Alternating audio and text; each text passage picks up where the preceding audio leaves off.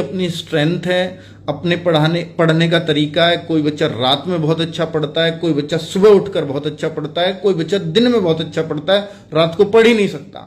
सब बच्चों की अलग अलग स्ट्रेंथ है। केवल ये सोच के मत किया करो कि वो जो सबसे होशियार है वो पूरी रात बैठ के पढ़ता है, अब से मैं दिन में पढ़ता था, मैं भी अब रात को ही पढ़ूंगा।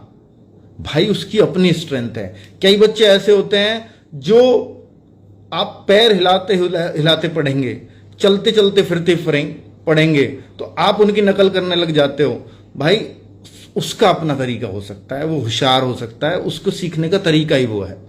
कोई बच्चा जोर से बोल बोल के याद करता है, तो आप सोचते हो कि मैं भी इसकी तरह ही याद करूं क्योंकि ये होशियार है। कभी मत करना, क्योंकि सबकी भगवान ने जो सीखने की जो लर्निंग पावर है ना, ये अलग अलग टाइप की बनाई हुई है। ठीक है, तो उस टाइप से पे ही रहना जिसमें आप सबसे कंफर्टेबल अपने आप को समझते हो। ठीक है, चलिए आगे बढ़ते हैं। बहुत सारे कमेंट आ गए।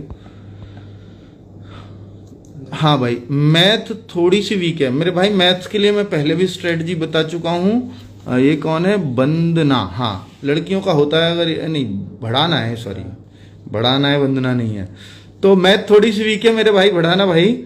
अगर आपकी मैथ्स थोड़ी वीक है तो आप जो चैप्टर, थोड़ी वीक बोला है ना आपने, तो जो चैप्टर आपके स्ट्रांग है ना उनको करते रहो थोड़ा थोड़ा। लेकिन जो वीक हैं उन वीक चैप्टरों में से एक चैप्टर के पीछे पढ़ो पहले, और उसको जो आपके स्ट्रांग चैप्टर है उसकी गिनती में ले आओ। जब तक वो एक चैप्टर ना आए ना उसके पीछे पड़े रहो। और उस वीक वाले में से कौन से पे पहले काम करें ये आपको चुनना है। जिसमें जो वीक वाले चैप्टर्स हैं उनमें सबसे ज्यादा आसान कौन सा लगता है आपको, पहले उसको चुनना। ठीक है, तो आप जब आप देखेंगे कि एक चैप्टर के पीछे पड़े हुए पढ़ करके आपने देखा कि उस चैप्टर को आपने बहुत स्ट्रांग कर लिया, तो आपका हौसला बढ़ेगा और बाकी चैप्टर्स को भी फिर आप ऐसे ही काम करोगे। लेकिन इस बीच में ये ध्यान रहे कि जो आपके स्ट्रांग चैप्टर्स थे उनकी भी प्रैक्टिस बराबर होती रहे, वरना वो भी वीक की श्रेणी में आ जाएंगे। सर जीके समझ में नहीं आती। बेटा जीके समझने की चीज वैसे है नहीं, पर फिर भी अगर आप जीके को समझकर याद करना चाहते हो तो बहुत अच्छी बात है। आप ना एक पर्टिकुलर जो ज्योग्राफी के टीचर मान लो आपको बहुत पसंद है, पहले आप जीके में ना उस सब्जेक्ट को पकड़ो, जैसे ज्योग्राफी, पॉलिटी, हिस्ट्री, इकोनॉमिक्स जो या साइंस, इनमें जो जो सब्जेक्ट आपको ज्यादा आसान लगे उसको सबसे पहले पकड़ो और उस पर काम करो, और उसको क्लास वाइज पढ़ लो। किसी टीचर की 50-60 क्लास होती है किसी एक सब्जेक्ट में, भाई ढंग से पढ़ डालो। और अगर आप टीचर से पढ़ना नहीं चाहते तो मैं आपको सजेस्ट करूंगा अपनी येलो बुक, अगर आपने वो रट दी, येलो जीके की बात कर रहा हूं मैं, उसमें कंप्लीट जीके है और मात्र 200-250 पेजेस की अगर वो किताब है, और मैं ये कह रहा हूं कि वो सालों से बच्चों की फेवरेट बुक रही है जिसने भी वो पढ़ी है।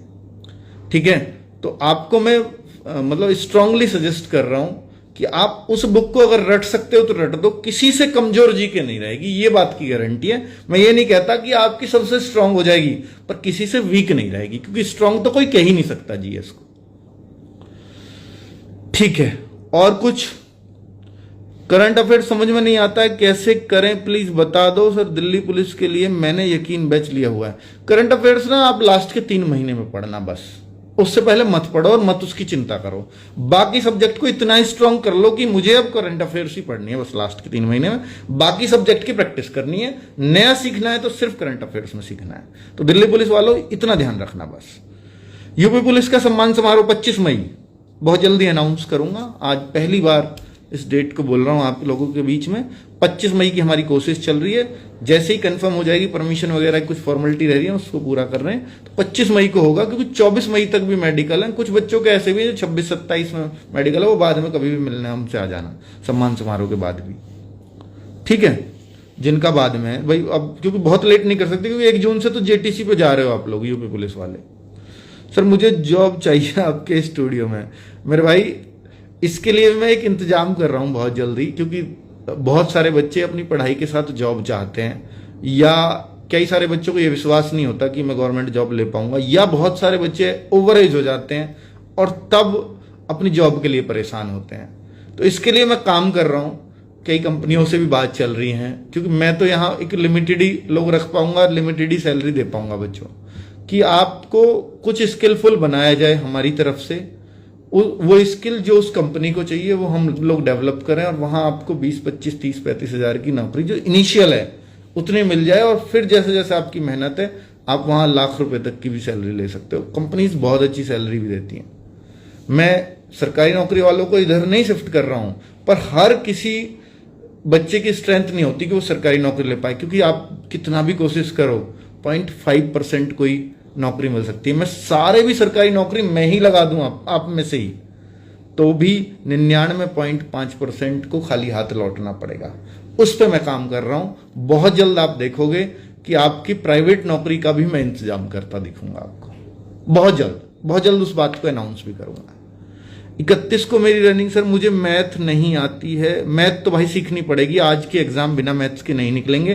पहले जो सब चैप्टर्स आसान लगे पढ़ के देखो, 2-3 चैप्टर्स। मैं कहूंगा आप एवरेज से शुरुआत करो, पहले जो चैप्टर्स आसान लगे पहले उन्हें करो, उसके बाद फिर आप और चैप्टर्स पे जाएं, ठीक है? पर करना पड़ेगा, इसके बिना सिलेक्शन